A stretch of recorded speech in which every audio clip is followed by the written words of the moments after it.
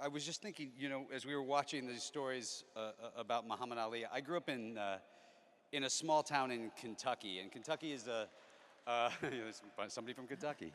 Kentucky is a very poor, sort of small state, and we oftentimes had trouble finding things to brag about.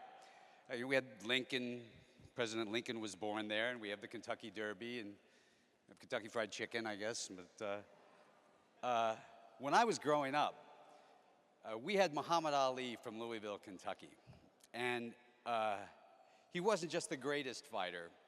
He was brash, and he was controversial, and he was the brightest star in the galaxy. And at the exact moment that he came to be in our sort of collective consciousness in the country was when our country was going through one of its most difficult periods of time, trying to come to terms with its own failings, with our problems with race, with our problems with Vietnam. And it was Muhammad Ali who, in 1967, a few days after Martin Luther King had spoken about it, it was Muhammad Ali who said, "I'm not going to fight in an unjust war." And he didn't just fume about it, he put his career on the line. And for 4 years, the best years of his fighting career, he gave up. He risked going to jail. He went all the way to the Supreme Court to stand up to say, "I'm not going to fight in this war." Now, this was a war that eventually was ended, not because there was a great victory. It was ended because public opinion said, it's enough. Please stop. It's enough.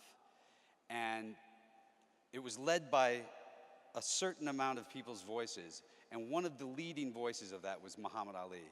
So on top of being the greatest, and on top of all of the joy and the wonderful things he's done, his name will forever go down in history as one of the voices that was to put an end to one of our great mistakes in our country. And it's an honor to just have, it's an honor to know him, and it's an honor to consider him a friend, and it's an honor to be able to speak about him tonight. And then I would also want to say that I would not be fooled by Andrea Bocelli, because he can see. He can see tragedy, and he tries to stop it. He can see heartache, and he tries to heal it. He can see despair, and he offers hope. Andrea Bocelli can see very, very well. And there can't be darkness when you surround yourself with so much light. And I would offer that one of the great parts of that life is his lovely wife, Veronica.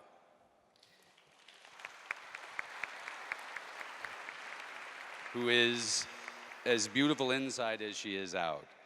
There is something spectacular about not just talking about a charity, not just raising money for charities, and we've all done it. We've all showed up for dinners and done that before. But to go there and to spend time there is a whole other commitment. And then once you're there, to understand that once you've committed, you can't stop. You can't back out. You got to keep doing it. The fact that Andrea and Veronica and their entire family have committed to this is just I can't tell you what an honor it is to sit at your table. And just fantastic. And finally, I want to thank all of you, because for the last dozen years or so, you've made me an honorary citizen, and I have enjoyed every single moment of it. I have to tell you, I've met my bride-to-be in Italy, and I will be married in Italy soon, in a couple of weeks.